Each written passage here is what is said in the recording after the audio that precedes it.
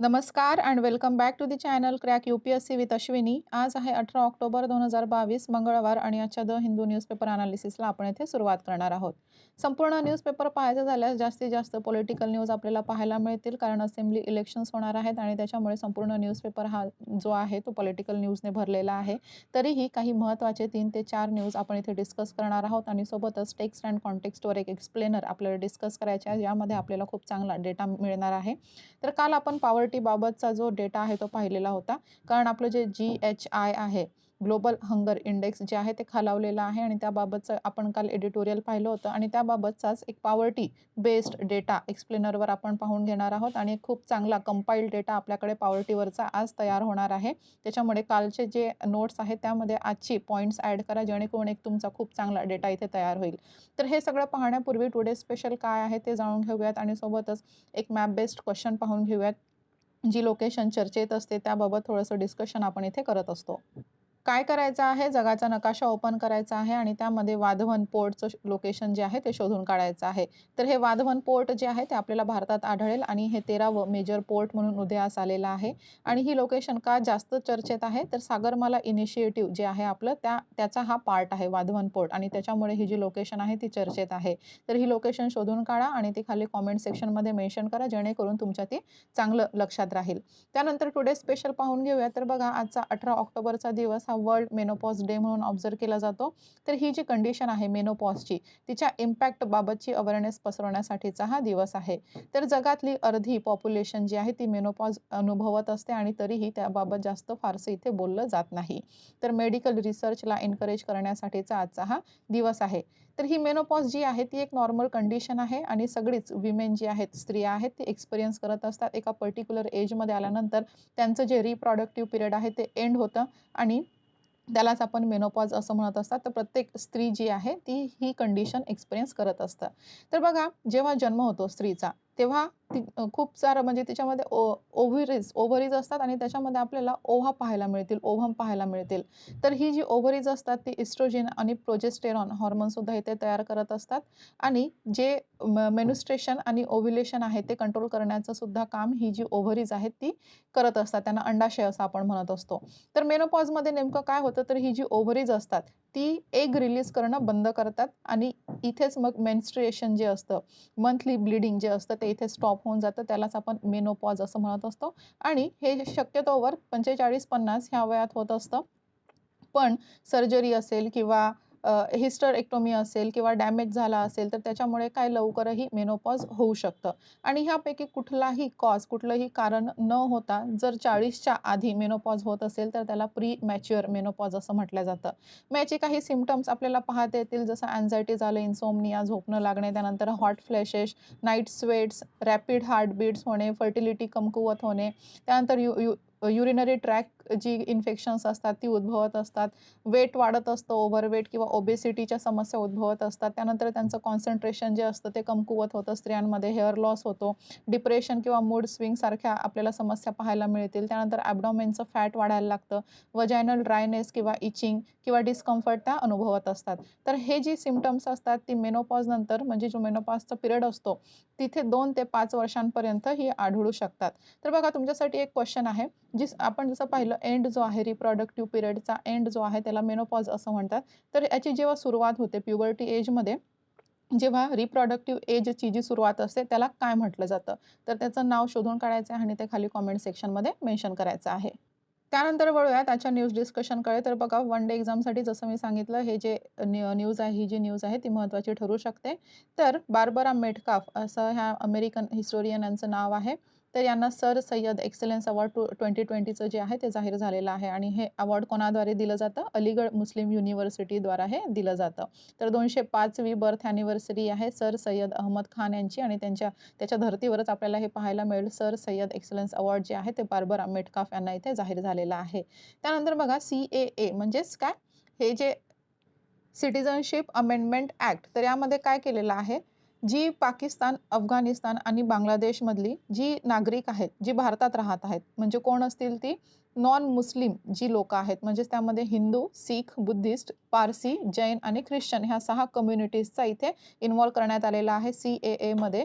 तर पाकिस्तान, अफगाणिस्तान आणि बांगलादेश या देशातील हिंदू, शीख, बुद्धिस्ट आणि जैन, पारसी आणि ख्रिश्चन्स ही लोकं जर भारतात वास्तव्यात असतील, तर त्यांना भारताची जी सिटिझनशिप इथे देण्यात येईल. पण इथे एक कंडिशन आहे ती म्हणजे काय? तर ही लोकं जी आहेत ती डिसेंबर 2014च्या पूर्वी भारतात आलेली पाहिजेत. म्हणजे 31 डिसेंबर 2014च्या पूर्वी भारतात राहिलेली असेल, राहत असतील, तर त्यांना भारताची सिटिझनशिप इथे देण्यात येणार आहे. आणखीन एक कंडिशन यात आहे ती म्हणजे काय?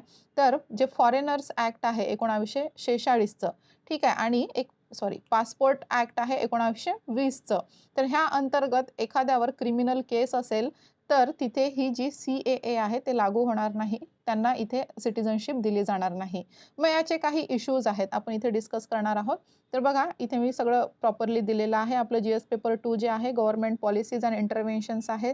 त्यामध्ये इंडिया आणि इट्स नेबरहूड हे सुद्धा आपल्याला महत्त्वाचं टॉपिक पाहता येईल. तर GS पेपर 2 मध्ये आपण याचा अभ्यास करू शकतो. न्यूज काय आहे ते आपण पाहून घेणारच आहोत. पण पूर्वी CAA म्हणजेच काय आहे ते आपल्याला पाहून घ्यायचं आहे. तर जसं मी सांगितलं शीख, हिंदू, बुद्धिस्ट, जैन, पारसी आणि ख्रिश्चन्स जे आहेत पाकिस्तान, अफगाणिस्तान आणि बांगलादेशमधून आलेली 31 डिसेंबर 2014 पूर्वी आलेली. त्यांना इथे सिटिझनशिप मिळणार आहे आणि सोबतच फॉरेनर्स ॲक्ट 1946 आणि पासपोर्ट ॲक्ट 1920 अंतर्गत एखाद्यावर क्रिमिनल केस असेल तर त्यांना इथून वगळण्यात आलेलं आहे. त्यांना इथे जे आपलं नागरिकता आहे ती इथे मिळणार नाही. त्यानंतर आपण याचे काही इश्यूज पाहून घेऊयात. कारण याच्यासोबत भरपूर इश्यूज आहेत आणि पूर्वीपासूनच यावर वाद होतो आहे. तर सगळ्यात पहिलं म्हणजे काय एका पर्टिक्युलर कम्युनिटीला इथे टार्गेट करण्यात आलेलं आहे. मुस्लिम कम्युनिटीला इथून डेलिबरेटली वगळण्यात आलेलं आहे आणि त्याच्यामुळे एका पर्टिक्युलर कम्युनिटीला ही टार्गेट करते आहे असं सांगण्यात आलेलं आहे. त्यानंतर बघा दुसरं इश्यू आपल्याकडे येतं ते म्हणजे नॉर्थ ईस्ट इंडियाचं. एक आसाम अकॉर्ड आहे 1985चं आसाम अकॉर्ड आपल्याकडे आहे. त्यामध्ये काय सांगितलेलं आहे 25 मार्च 1971 नंतर लक्षात घ्या तारीख 25 मार्च 1971 नंतर आलेला कुठलाही मायग्रंट जो असेल त्याला डिपोर्ट करण्यात येईल. डिपोर्ट म्हणजे काय? ज्या देशातून तो आलेला असेल त्या देशात त्याला परत पाठवलं जाईल. तर हे आसाम अकॉर्ड असं म्हणतं आहे आणि सिटिझनशिप अमेंडमेंट ॲक्ट म्हणजे CAA काय म्हणतो? तर हा जो आहे 31 डिसेंबर 2014 पूर्वी कोणी आलेला असेल, तर त्याला इथे सिटिझनशिप देण्यात येईल. म्हणजे काय ही दोन्ही एकमेकांना कॉन्ट्रास्ट पाहता येईल. एक इथे सिटिझनशिप देण्याबाबत बोलतो आहे आणि एक डिपोर्ट करण्याबाबत बोलतोय. तर हा कॉन्ट्रास्ट आपल्याला इथे पाहता येईल. आणि त्याच्यामुळे काय होते, जी आसामची डेमोग्राफी आहे, हे असं का करण्यात आलं होतं आसाम अकॉर्ड? जे डेमोग्राफी आहे ती खूप चेंज झालेली आहे. 20 मिलियन बांगलादेशी आपल्याला आसाममध्ये आज पाहता येईल. त्यानंतर बघा फंडामेंटल जे राईट आहे त्याच्या अगेन्स्टमध्ये हे आहे CAA म्हणजे कसं जे आपलं कॉन्स्टिट्यूशनचं आर्टिकल 14 आहे त्याचं व्हायोलेशन होताना आपल्याला इथे पाहता येईल. कारण भारतीय आणि फॉरेनर्स ह्या दोघांसाठीही राईट टू इक्वॅलिटी इथे देण्यात आलेली आहे. भारत एक सेक्युलर कंट्री आहे आणि इथे आपण व्हायोलेशन करतो आहे. जी इक्वॅलिटी आहे त्याचं व्हायोलेशन इथे आपल्याला पाहायला मिळणार आहे. त्यानंतर हे डिस्क्रिमिनेटरी आहे नेचरमध्ये म्हणजे कसं यामध्ये आणखीन काही समस्या आहेत. फक्त पाकिस्तान, अफगाणिस्तान, बांगलादेशमधील हिंदू, शीख, बुद्धिस्ट, जैन, पारसी, ख्रिश्चन हेच नाही, तर श्रीलंकेतील तमिळ जी आहे त्यांचाही प्रश्न आहे. त्यानंतर म्यानमारमधील हिंदू, रोहिंग्या आहे त्यांचाही प्रश्न आहे. त्याबाबत CAAमध्ये काहीच बोलल्या गेलेलं नाही आहे आणि त्याच्यामुळे याला डिस्क्रिमिनेटरी म्हटलेलं आहे. तर बघा आजची न्यूज जी आहे ती आपल्याला हीच पाहायला मिळेल. जी लंकन म्हणजे श्रीलंकन हिंदू तमिल्स आहेत त्यांचाही CAAमध्ये समावेश व्हायला हवा असं ही न्यूज म्हणते आहे. तर इथे क्लिअर झालं असेल CAA म्हणजे नेमकं काय आणि आजची न्यूज जी आहे ती नेमकं काय म्हणते. त्यानंतर पाहून घेऊयात नेक्स्ट पॉइंट काय होतं जे ॲडमिनिस्ट्रेशन आहे त्याच्यामध्ये डिफिकल्टीज पाहता येतील. कारण जी इल्लीगल पर्सन आहेत किंवा पर्सिक्युटेड आहेत त्यांच्यामध्ये डिफरन्शिएट करणं इथे खूप अवघड होत आहे. तर ह्या ॲडमिनिस्ट्रेशन डिफिकल्टीसुद्धा इथे आढळतील आणि सोबतच बायलेटरल जी ट्रिटीज आहेत ती इथे कमकुवत होताना होऊ शकतात. म्हणजे त्याची शक्यता आपण नाकारू शकत नाही, हॅम्पर होऊ शकतात. कशी? तर बघा आपण फक्त पाकिस्तान, अफगाणिस्तान, बांगलादेश ह्या देशांना इथे निवडलेलं आहे आणि त्यातूनही नॉन मुस्लिम लोकांना आपण कम्युनिटीला इथून वगळलेलं आहे आणि सोबतच श्रीलंका किंवा इतर काही आपल्या बॉर्डरचे देश आहेत त्यांनाही इथून वगळलेलं आहे जसं म्यानमार झालं. तर ही काही देश वगळण्यात आलेली आहेत. त्याच्यामुळे आपली जी सराउंडिंग नेशन्स आहेत त्यांच्यासोबतची बायलेटरल ट्रिटीज इथे कमकुवत होऊ शकतात असं इथे सांगण्यात आलेलं आहे. तर याचा वे फॉरवर्ड काय होऊ शकतो? भारत हा एक रिच सिव्हिलायझेशन असणारा देश आहे राईट. बघा जे वे फॉरवर्ड आहे ते तुम्ही विचार करू शकता तुमच्या विचार इथे सांगू शकता. तुमची अॅनालायझिंग कपॅसिटी त्याच्यामुळे वाढत असते. तर बघा रेफरन्ससाठी तुम्ही एवढं वाचू शकता आणि त्यानंतर तुमचं काय मत आहे ते तुम्ही खाली कमेंट सेक्शनमध्ये इथे मेन्शन करू शकता. त्यानंतर वळूयात नेक्स्ट न्यूजकडे. आपल्या भारताचे 49वे CJI म्हणजेच chief justice of India U Lalit हे आता रिटायर होणार आहेत आणि त्यांच्या ऐवजी येणार आहेत DY चंद्रचूड. तर हे आपले 50वे CJI असणार आहे, ज्यांचा कालावधी 2 वर्षांचा असणार आहे. तर यू ललित हे अवघ्या 74 दिवसांसाठी इथे कार्यरत होते. खूप कमी यांचा कालावधी पाहण्यात आलेला आहे, 74 डेज. त्यानंतर DY चंद्रचूड यांच्याबद्दल आपण बोलूयात. तर 50वे CJI हे असणार आहे, 2 वर्षांचा कालावधी यांचा असणार आहे. तर यापूर्वी यांनी अलाहाबाद हायकोर्ट आणि बॉम्बे हायकोर्ट इथे जे चीफ जस्टिस आहेत ते म्हणून कार्य केलेलं आहे. आणि यांची काही महत्त्वाची जी व्हर्डिक्ट आहे ती पाहायची झाल्यास तर राईट टू प्रायव्हसी जे आहे त्याला फंडामेंटल राईटचा दर्जा यांनी दिलेला आहे. यांचं जे व्हर्डिक्ट होतं त्याच्यानुसार फंडामेंटल राईटचा दर्जा राईट टू प्रायव्हसीला मिळालेला आहे. त्यानंतर IPC जे आहे इंडियन पिनल कोड जे आहे त्याचं 377 जे सेक्शन आहे त्याला डिक्रिमिनलाइज केलं गेलेलं आहे. यांच्या व्हर्डिक्टनुसार 377 डिक्रिमिनलाइज झालेलं आहे. तर ही एक छोटीशी एक्सरसाइज आहे तुमच्यासाठी की हे जे IPCचं 377 सेक्शन आहे ते नेमकं कशाशी रिलेटेड आहे ते तुम्हाला सर्च करायचं आहे आणि खाली कमेंट सेक्शनमध्ये मेन्शन करायचं आहे. त्यानंतर आणखीन एक महत्त्वाचा निर्णय यांनी दिला होता ते म्हणजे काय, जे केरळचं सबरीमाला टेम्पल होतं तिथे स्त्रियांना प्रवेशाची परवानगी नव्हती. ती परवानगी देण्याचा आदेश सुद्धा यांनी काढलेला आहे. त्याच्यामुळे यांची जी कारकीर्द आहे ती चर्चेत राहिलेली आहे आणि खूप महत्त्वाचे निर्णय यांनी घेतलेले आहेत. तर लक्षात घ्या 50वे CJI आहे भारताचे ते DY चंद्रचूड आता नियुक्त होणार आहेत. तर ही जी आहेत DY चंद्रचूड ही दुसरी पिढी असणार आहे. त्यांचे वडील सुद्धा YV चंद्रचूड जे आहेत ते पूर्वी CJI राहिलेले आहेत. तर YV चंद्रचूड हे कुठल्या क्रमांकावरचे CJI राहिले आहेत ते तुम्हाला सांगायचं आहे. त्यानंतर वळूयात नेक्स्ट न्यूजकडे. तर बघा इंटरपोल बाबतीतचा डेटा आपल्याला इथे पाहून घ्यायचा आहे. इंटरपोल म्हणजेच इंटरनॅशनल पोलीस जे आहे ते नेमकं काय आहे ते पाहून घेणार आहोत. तर इथे काय म्हटलेलं आहे, न्यूज आपल्याला महत्त्वाची नाही आहे, पण ज्याबाबतची ही न्यूज आहे म्हणजेच जो बॅकग्राऊंड आहे तो इथे महत्त्वाचा ठरणार आहे. GS पेपर 2 आणि GS पेपर 3 ही दोन्ही पेपरशी रिलेटेड हा डेटा असणार आहे. तर GS पेपर 2 मध्ये जे आहे बायलेटरल ग्रुपिंग्स अँड ॲग्रीमेंट्स, त्यानंतर important international institutions, international treaties and agreements, तर ही टॉपिक्स आणि सोबतच GS पेपर 3 मधली linkages of organized crime with terrorism, तर ह्या टॉपिकशी आपल्याला हा जो आजचा न्यूज आहे, आजची जी न्यूज आहे ती इथे रिलेट करता येईल. तर इंटरपोल म्हणजे नेमकं काय आहे, तर 1923 मध्ये एक सिक्युअर इन्फॉर्मेशन शेअरिंग प्लॅटफॉर्म म्हणून याची निर्मिती झाली होती, जी क्रिमिनल इन्व्हेस्टिगेशनसाठी एक टॉप आपल्याला एजन्सी पाहता येईल. लिओ फ्रान्स इथे याचं हेडक्वार्टर पाहता येईल. त्यानंतर बघा जी मुवमेंट्स असतात, जी क्रिमिनल्स असतात त्यांची मुवमेंट रेकॉर्ड करणे, सोबतच पोलीस रडारवर असणारी जी लोकं आहेत त्यांना इथे ट्रॅक करण्याचं काम ही इंटरपोल करत असते आणि wide sed possible mutual assistance आहे ते प्रमोट करण्यासाठी हिचं महत्त्वाचं कार्य पाहता येईल. त्यानंतर ही ऑर्गनाइज कशी झाली त्याचं ऑर्गनायझेशन आपण पाहून घेऊया. त्याच्यामध्ये काय काय ऑर्गनाइज आहे ते आपण पाहून घेऊयात. तर बघा जी जनरल असेंब्ली आहे UNGA united nation general assembly त्याच्याद्वारा 4 वर्षांसाठी इथले जे हेड असतात ते निवडून येत असतात आणि यांना प्रेसिडेंट असं म्हटलं जातं. त्यानंतर जे डे टू डे ॲक्टिव्हिटीज आहेत, रोजचं जे काम आहे ते पाहण्यासाठी फुल टाईम सेक्रेटरीची नियुक्ती इथे होत असते. ते सुद्धा UNGA कडून 5 वर्षांसाठी निवडून गेलेले असतात. इथे लक्षात घ्या प्रेसिडेंट जे असतात ते 4 वर्षांसाठी निवडून गेलेले असतात इंटरपोलवर आणि हे UNGA द्वारा नियुक्त केले जातात आणि त्यानंतर सेक्रेटरी जे आहेत ते 5 वर्षांसाठी नियुक्त होत असतात. ते सुद्धा UNGA कडूनच इथे नियुक्त केले जातात. त्यानंतर काही स्पेशल डिरेक्टरेट्स आपल्याला इथे पाहायला मिळतील, ज्यामध्ये cyber crime, terrorism, drug trafficking, financial crime जे आहेत, त्यानंतर एन्व्हायर्मेंटल क्राईम्स, ह्युमन ट्रॅफिकिंग याच्याशी रिलेटेड इथे आपल्याला ही काही प्रमुख डिरेक्टरेट्स सुद्धा आढळतील.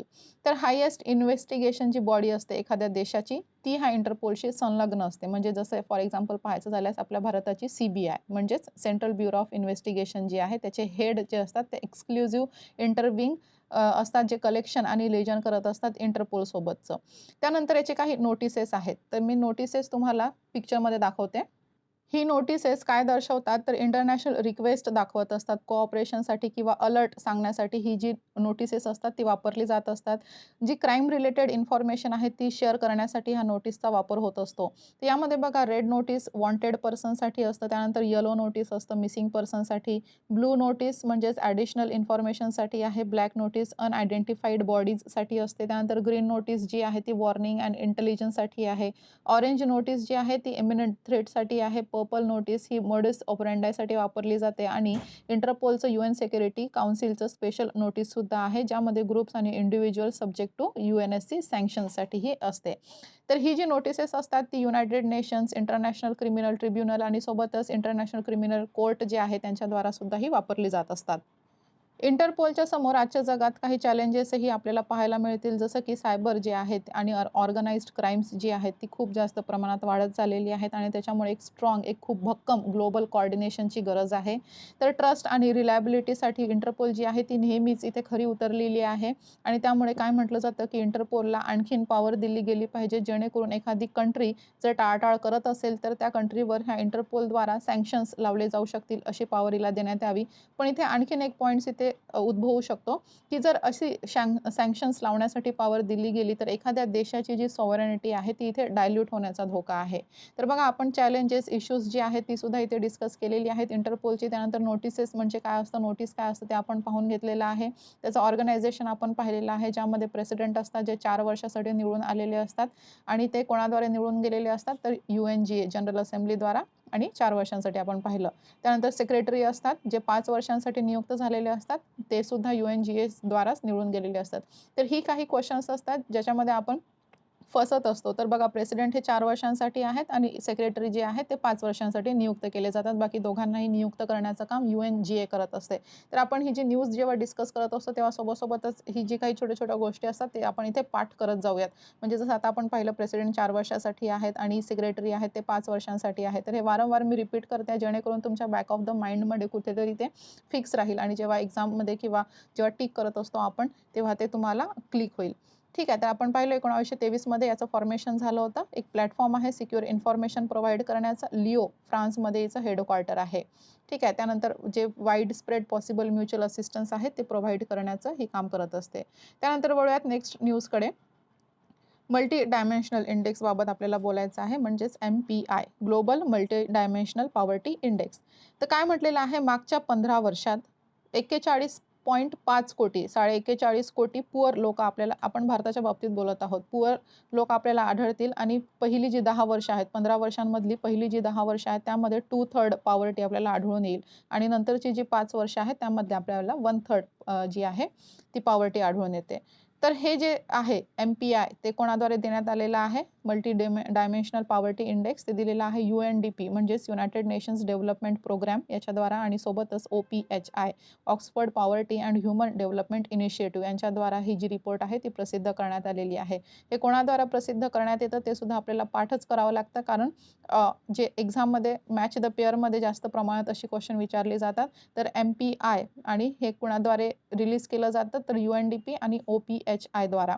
तर ही रिपोर्ट काय म्हणते, 2005-6 मध्ये 55.1% इतकं दारिद्र्य होतं, दारिद्र्याचं प्रमाण होतं, इतकी लोकं दारिद्र्यात होती. तर 2019-21 मध्ये ते 16.4% झालेलं आहे. हा संपूर्ण डेटा आपण भारताबाबत पाहत आहोत. ही जर ग्लोबल डायमेन्शनल पॉवर्टी इंडेक्स आहे, पण ही भारताच्या कॉन्टेक्स्टमध्ये आलेली न्यूज आहे आणि त्याच्यामुळे हे भारताबाबतचा हा डेटा आहे. 2005-6 मध्ये 55% होती, ती 2019-21 मध्ये ती 16.4% झाली. म्हणजेच काय, तर भारताचं जे दारिद्र्य आहे त्याचं प्रमाण घटलेलं आहे, दारिद्र्यात असणारी लोकसंख्या घटलेली आहे. त्याच्यामुळे काय झालेलं आहे, भारत हा साऊथ एशियन कंट्रीजमध्ये येणारा देश आहे आणि भारताचं दारिद्र्य कमी झाल्यामुळे आपोआपच साऊथ एशिया जी आहे पॉवर्टी ती डिक्लाइन झालेली आहे आणि त्याच्यामुळेच काय, आपण फर्स्ट नाही तर सेकंड क्रमांकावर येतो दारिद्र्याच्या बाबतीत. जो साऊथ एशिया रिजन आहे तो सेकंड क्रमांकावर आहे. तर 38.5 कोटी लोक जी आहेत साऊथ एशियामध्ये ती दारिद्र्यात आपल्याला पाहायला मिळतील. मग पहिल्या क्रमांकावर कोण आहे, तर सब सहारन आफ्रिका जो आहे तो पहिल्या क्रमांकावर आहे. जवळपास 57.9 कोटी म्हणजे 58 कोटी लोक तिथे दारिद्र्यात आपल्याला आढळतील.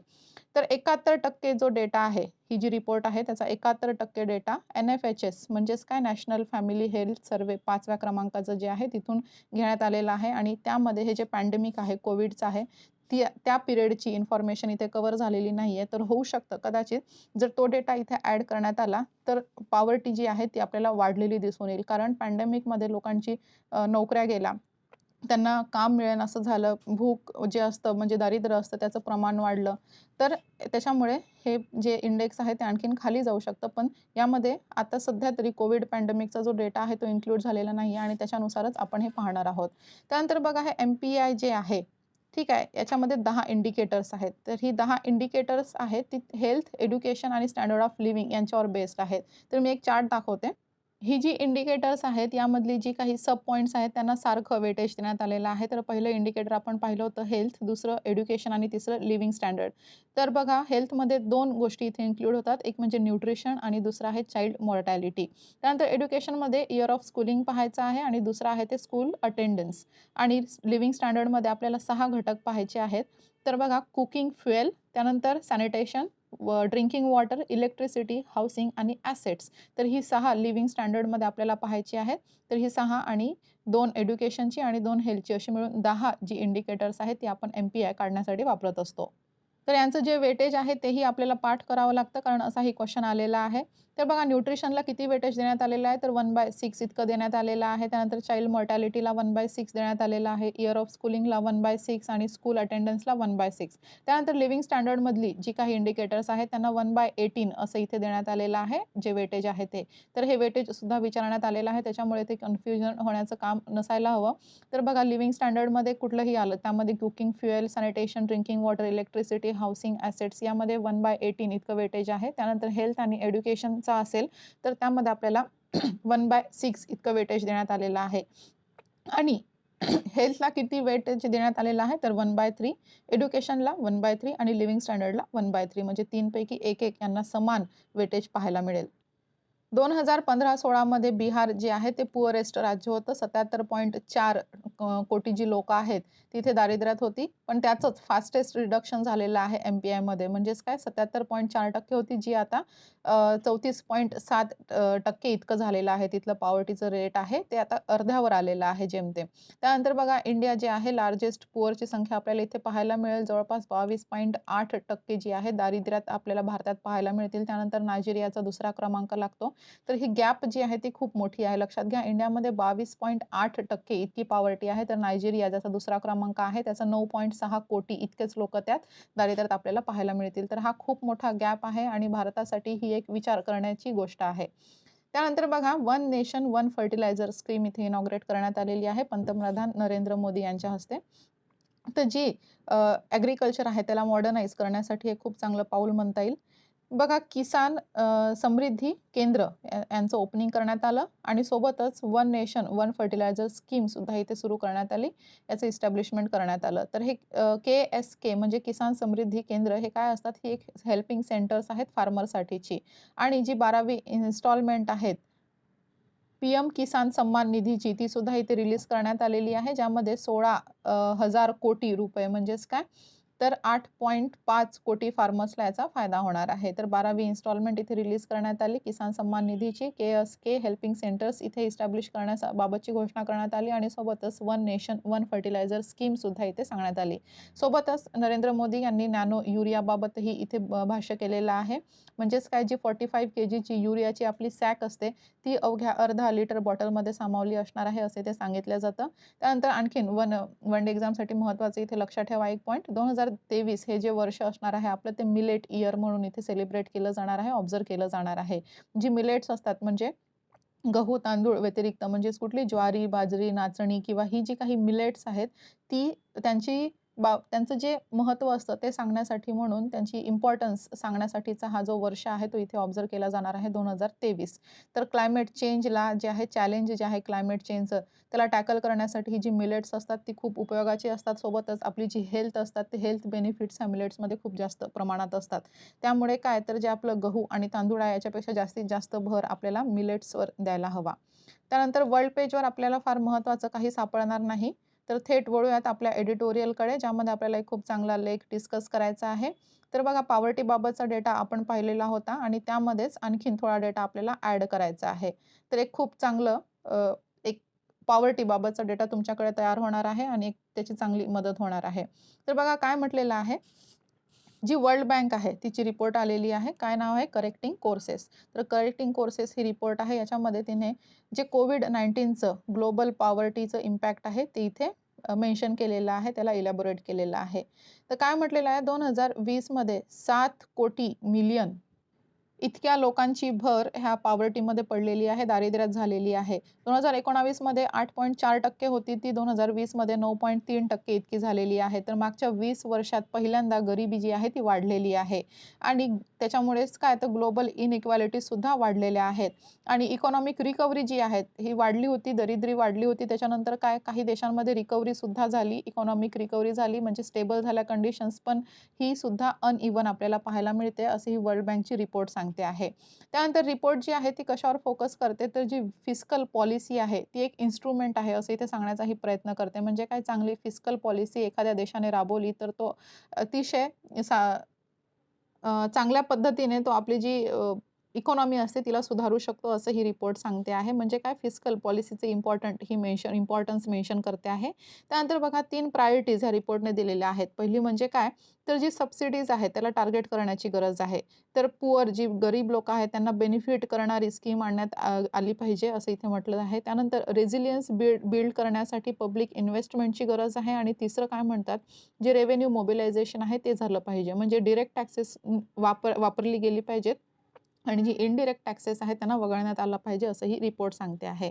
त्यानंतर लेटेस्ट ODIची रिपोर्टसुद्धा पाहता येईल. तिचं हे काय आहे title, fiscal policy and income inequality, the role of taxes and social spending. यामध्ये काय सांगितलेलं आहे, जे सोशल स्पेंडिंग आणि टॅक्सेस आहेत त्यांना ॲग्रिगेट करणारी ही रिपोर्ट आहे. त्याच्यामध्ये सुद्धा फिस्कल पॉलिसीचं इम्पॉर्टन्स इथे अधोरेखित केलेलं आहे आणि कन्क्लुजनमध्ये आपल्याला फिस्कल पॉलिसी किती इम्पॉर्टंट आहे तेच इथे पाहायला मिळेल. तर ह्या दोन्ही रिपोर्टमध्ये फिस्कल पॉलिसीवर भर देण्यात आलेला आहे.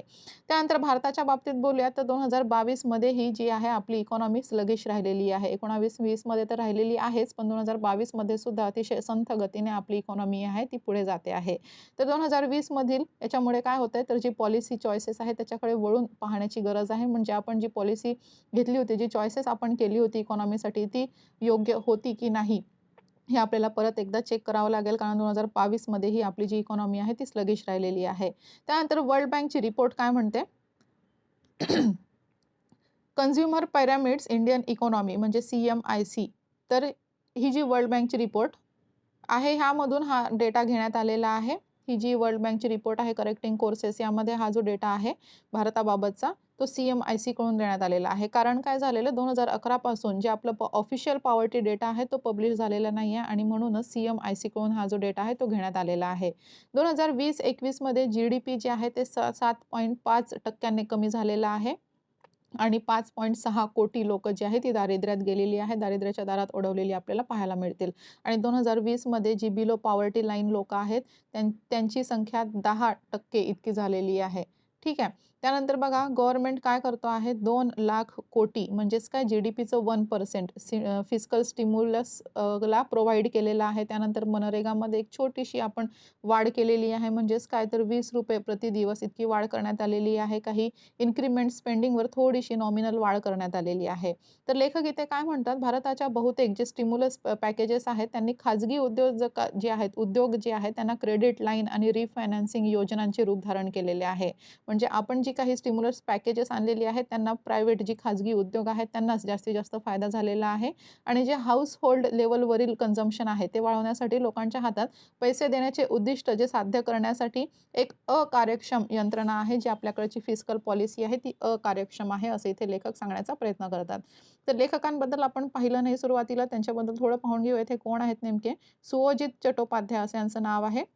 गव्हर्नन्स आणि public sector reform project south Asia आणि सब सहारन आफ्रिकामध्ये हे कार्यरत आहेत. तर यांच्याबाबत आपण पाहिलेलं आहे. लेखक काय म्हणतात, तर हे जे आपण फिस्कल पॉलिसी आणलेली आहे 2020 मध्ये जी आपण चॉईस निवडलेली आहे, आपल्याकडे जी चॉईस आहे ती काय म्हणते, जे साधारण लोकं जे आहेत हाऊसहोल्ड कन्झम्पशनसाठी चं उद्दिष्ट साध्य करण्यासाठी एक अकार्यक्षम यंत्रणा आहे असं ते म्हणतात. त्यानंतर बघा पुढे काय म्हणतं, जी PMGKAY आहे म्हणजेच काय, प्रधानमंत्री गरीब कल्याण अन्न योजना, ज्यामध्ये 80 कोटी लोकांना टार्गेट केलं गेलेलं आहे आणि 3.90 लाख कोटी इतकं एस्टिमेशन करण्यात आलेलं आहे खर्चाचं. तर ही काय आहे, फक्त एक हायलाईट आहे. याचा सगळ्यांना खूप चांगला उपयोग जरी झाला असेल, पण त्याचं पुढे पाहूया, त्याचा विस्तार त्यांनी पुढे केलेला आहे. तर काय म्हटलेलं आहे, एप्रिल 2020 मध्ये सुरू झाली होती आणि जे आपले अपकमिंग असेंब्ली इलेक्शन आहेत तिथपर्यंत ती वाढवण्यात आलेली आहे, एक्सटेंड करण्यात आलेली आहे. तर आपलं जे ग्लोबल हंगर इंडेक्स आहे आपण पाहिलं होतं GHI, त्याच्यामध्ये आपला क्रमांक 107वा आहे 121 देशांमध्ये. तर 2022 ची रिपोर्ट आपण पाहिली, 107वा क्रमांक 121 देशांमध्ये. तर ज्यामध्ये आपल्याला लक्षात येतं की फूड एड हे लाँग टर्मसाठी सोल्युशन असू शकत नाही. म्हणजेच काय, जरी आपण 80 कोटी लोकांना अन्न पुरवठा केलेला आहे, जवळपास 4 लाख कोटी खर्च केलेला आहे, तरीही फूड एड म्हणजे असं मोफत धान्य पुरवणे हे काही लाँग टर्म सोल्युशन असू शकत नाही. शॉर्ट टर्मसाठी आपण लोकांना थोडं दारिद्र्यातून बाहेर काढण्यासाठी हे करू शकतो, पण हे एक लाँग टर्म जे सोल्युशन आहे ते असू शकत नाही असं तिथे म्हणतात. आणि सोबतच जे क्रॉनिक माल न्यूट्रिशन आहे त्याचं प्रॉब्लेम ही सॉल्व्ह याच्यामुळे होऊ शकत नाही. त्यानंतर बघा ऑब्ट्यूज टॅक्स पॉलिसीजमध्ये ते म्हणतात पॅन्डेमिक आणि त्यानंतरही कॉर्पोरेट टॅक्स जी आहे ती कमी राहिलेली आहेत. आणि हे 2019चं जे सप्टेंबर आहे त्यामध्ये आपण ही घोषणा केली होती, ज्यामध्ये 30% वरून 22% इतकं कॉर्पोरेट टॅक्स करण्यात आलं होतं. आणि ह्याच वेळी जे कॉर्पोरेट प्रॉफिट्स आहेत ती खूप जास्त प्रमाणात वाढली होती. त्यानंतर वर्ल्ड इनइक्वालिटी रिपोर्ट काय म्हणते, जे भारत आहे, इंडिया जी आहे ती पुअर आणि व्हेरी अनइक्वल कंट्री आहे.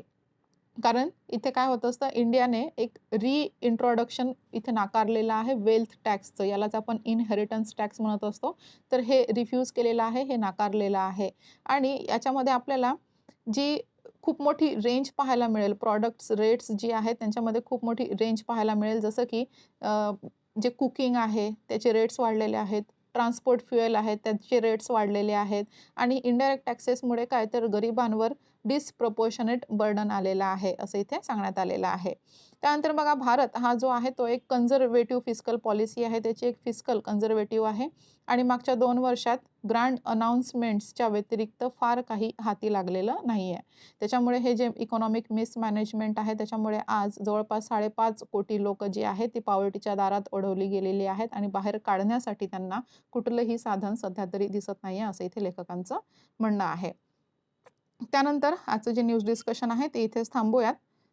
तर बघा मला वाटतं ही न्यूज आपली इथे राहिलेली आहे कव्हर करायची. काय म्हटलेलं आहे, फ्रंट पेजवर ही जी न्यूज आहे ती राहून गेली होती. केरळचे गव्हर्नर आहेत खान, त्यांनी काय म्हटलेलं आहे, जी कोणी चुकीची वागणारी मिनिस्टर असतील त्यांनाही बडतर्फ करू शकतात असं इथे सांगण्यात आलेलं आहे. हे कोणाच्या द्वारे, हे गव्हर्नरच्या द्वारे आलेलं स्टेटमेंट आहे. तर हे खूप कॉन्ट्रोव्हर्सीमध्ये आलेलं आता हे जे यांचं भाष्य आहे, तर याच्यावर खूप जास्त कॉन्ट्रोव्हर्सी होणार आहे आणि हे पुढेही चालतच राहणार आहे. तर बघा गव्हर्नरचा जर टॉपिक आलेला आहे तर गव्हर्नरबाबत आपण इथे डेटा पाहून घेऊयात. त्यांच्याबाबत आपल्याला GS पेपर 2 मधलं जे कॉन्स्टिट्यूशनल बॉडीज आहेत, रोल ऑफ गव्हर्नर आहे, त्यामध्ये आपल्याला पाहता येईल, त्याच्याशी हे जे टॉपिक आहे ते रिलेट करता येईल. तर आर्टिकल 153 ते आर्टिकल 162 ही आर्टिकल आपल्याला पाठच करायची असतात. तर आर्टिकल 153 ते आर्टिकल 162 मध्ये राज्यपाल जे आहेत, गव्हर्नर यांच्याबद्दल सांगितलेलं आहे. यांचं काम जे असतं अगदी प्रेसिडेंटसारखं असतं. त्यांची ड्युटीज जी असतात ती स्टेटसाठी असतात, पण प्रेसिडेंटसारखंच ती कार्य करत असतात. स्टेटचं एक्झिक्युटिव्ह हेड म्हणून ते कार्यरत असतात आणि जे गव्हर्निंग मशिनरी आहे त्याचा हे हेड असतात. तर त्यासोबतच यांचा ड्युअल रोल असतो. ड्युअल रोल म्हणजेच काय, तर पहिलं म्हणजे एक स्टेटचा कॉन्स्टिट्यूशनल हेड म्हणून ते कार्यरत असतात, जे की काउन्सिल ऑफ मिनिस्टरच्या ॲडवाईसद्वारा बाउंड असतात. आणि दुसरा आहे युनियन गव्हर्नमेंट आणि स्टेट गव्हर्नमेंटमधलं एक व्हायटल लिंक असतात. त्यानंतर बघा गव्हर्नर हा नेमका कोण असायला पाहिजे, तर तो इंडियन सिटिझन असायला हवा. त्यानंतर त्याची जी वय आहे, वर्ष आहे, ते 35 वर्ष इतकं असायला हवं, कमीत कमी 35 वर्ष असायला हवं. त्यानंतर तो पार्लमेंटचं कुठल्याही हाऊसचा मेंबर नसायला पाहिजे. त्यानंतर कुठलंही ऑफिस ऑफ प्रॉफिट त्याने होल्ड केलेलं नको. आणि त्यानंतर 5 वर्षांसाठी जनरली हे निवडून आलेले असतात. आणि त्यानंतर बघा काय सांगितलेलं आहे, किंवा एखादी कॉन्ट्रोव्हर्सी उद्भवली असेल किंवा अनकॉन्स्टिट्यूशनल त्यांचं वागणं असेल तर इथे त्यांना टर्मिनेट सुद्धा केल्या जाऊ शकतं, पण टर्मिनेशनसाठी एक व्हॅलिड रिझनची गरज असते. त्यानंतर बघा जे गव्हर्नर आहेत ते रेझिग्नेशन सुद्धा देऊ शकतात. तर बघा यांच्याकडे काय सांगितलेलं आहे, रेझिग्नेशन देण्यासाठी त्यांना प्रेसिडेंटला इथे ॲड्रेस करावं लागतं. त्यानंतर बघा त्यांची काही रिस्पॉन्सिबिलिटीज आपण पाहून घेऊया. जसं आपण पाहिलं स्टेटचे चीफ एक्झिक्युटिव्ह ऑफिसर म्हणून ते कार्यरत असतात. त्यानंतर बघा जे मेजॉरिटी पार्टीचे कोणी व्यक्ती असतील, लीडर असतील, त्यांना चीफ मिनिस्टर म्हणून हे अपॉइंट करत असतात. आणि सोबतच जी ॲडव्होकेट जनरल, चेअरमॅन असतात आणि स्टेट पब्लिक कमिशन असतात, त्यांना अपॉइंट करण्याचं काम करत असतात. डिस्ट्रिक्ट जजेस आहेत त्यांना अपॉइंट करण्याचं काम करत असतात. कुठलीही कॉन्स्टिट्यूशनल इमर्जन्सी असेल ती इम्पोजिशन हे करू शकतात, रिकमेंड करू शकतात. त्यानंतर लेजिस्लेशन रिकमेंड करू शकतात लेजिस्लेटिव्ह असेंब्लीला. विधानसभा आणि विधान परिषदांची जी बिल असतात ती साइन करू शकतात, रिव्ह्यू करू शकतात. मनी बिलला इंट्रोडक्शन करण्यासाठी अप्रूव्हल देऊ शकतात आणि त्यानंतर जी शिक्षा असते, जी पनिशमेंट असते ती इथे कमी करू शकतात. तर कमी करण्यामध्ये ती पार्डन माफ करू शकतात, रिमिट करू शकतात किंवा कम्यूट करू शकतात. तर ही 3 प्रकारची करू शकतात. पण लक्षात घ्या इथे जी डेथ सेंटेन्स असेल तर त्याबाबतचा निर्णय घेण्याचा अधिकार हा फक्त प्रेसिडेंटचा असणार आहे, तो गव्हर्नरचा नसणार आहे. म्हणजे मृत्यूदंडाची शिक्षा झाली असेल तर त्यामध्ये फक्त प्रेसिडेंटच इथे हस्तक्षेप करू शकतात. बाकी कुठलीही जी पनिशमेंट असेल त्यामध्ये गव्हर्नर हे त्यांची पॉवर वापरू शकतात. तर गव्हर्नर बाबतीतचा हा डेटा पाहिलेला आहे. तर बघा इथे काय म्हटलेलं आहे, इथे एक क्वेशन उद्भवतो. तो म्हणजे काय, तर गव्हर्नर ही एक अपॉइंटिंग ऑथॉरिटी आहे. जसं आपण पाहिलं डिस्ट्रिक्ट जजेस जे आहेत जे आपली स्टेट जजेस आहेत, हायकोर्ट जजेस आहेत, त्यांना अपॉइंट करण्याचं काम करत असतो. सोबतच जे लीडर असतात मेजॉरिटी पार्टीचे ते ॲज अ सीएम म्हणून त्यांना अपॉइंट करत असतात. तर ही एक अपॉइंटिंग ऑथॉरिटी आहे. तर यांचं स्टेटमेंट काय आलेलं आहे, जर एखादा मिनिस्टर असेल, चुकीचं वागत असेल, तर त्याला बडतर्फ गव्हर्नर करू शकतो असं हे म्हणतात. त्याच्यामुळे हे विधान जे आहे, हे भाष्य जे आहे ते कॉन्ट्रोव्हर्सीमध्ये आलेलं आहे. तर याच्यावर न्यूज कव्हर होत राहणार आहेत. त्यासोबत आपण अपडेट करत राहूयात. तर ह्यासोबतच संपूयात आजचं न्यूज डिस्कशन आणि उद्या परत भेटूयात नवीन डिस्कशनसह. Thank you so much.